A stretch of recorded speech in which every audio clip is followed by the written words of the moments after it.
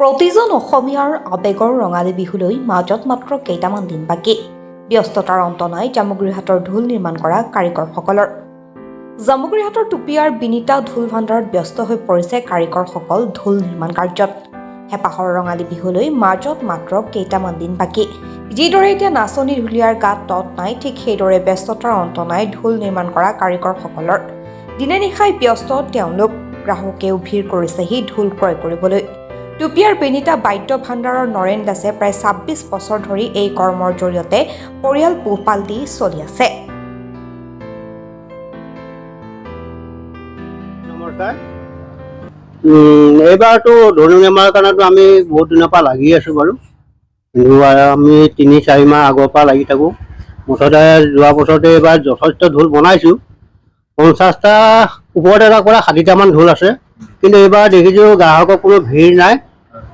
আৰু কৰ্মশালা আমাৰ যিটো কৰ্মশালা হ'ব লাগিছিল, যোৱা বছৰ যিটো হৈছিল এইবাৰ তেনেকুৱা নাই। কিন্তু যোৱা বছৰ আমি ভালেই হৈছিল বাৰু, কিন্তু এইবাৰ নাই। এইবাৰ কাষ্টমাৰো নাই, বেচা বিক্ৰী তেনেকুৱা নাই, পুৰণা ৰিপেয়াৰিং নাই, মানে অলপ অসুবিধা হৈছে। এই ইলেকশ্যনৰ কাৰণে মানে অলপ মানে আমাৰ প্ৰব্লেম হৈছে বহুত। নিৰ্বাচনৰ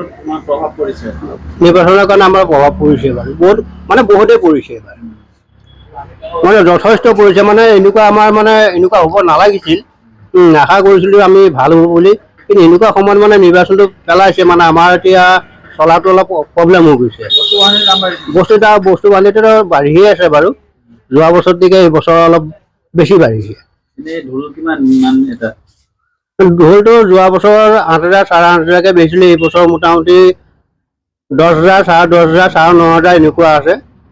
লাষ্টৰ পৰা ৫০০ টকালৈকে আছে, একদম বেবী ঢোল সৰু সৰু ৫০০ টকা, ৭,৫০০ টকা আছে, ৮,০০০ আছে, ৮,৫০০, ৯,০০০, ১০,০০০লৈকে ঢোল আছে।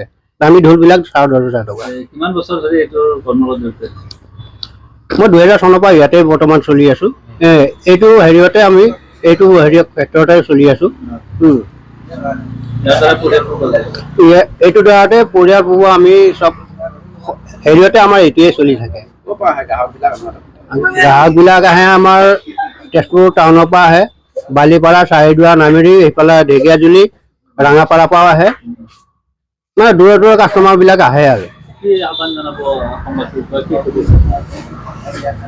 সৌপইচা এইটোৱে মানে আমি জনাবলৈ বিচাৰিছিলোঁ, কিন্তু চৰকাৰে যদি কিবা এটা কৰি দিয়া হ'লে আমাৰ অলপ সুবিধা হয়।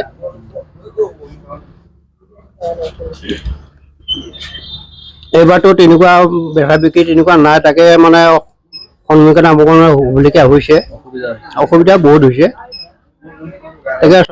জামুগুৰিহাটৰ পৰা প্ৰেম তিৱাৰীৰ ৰিপৰ্ট, আছাম পত্ৰিকা, NE7।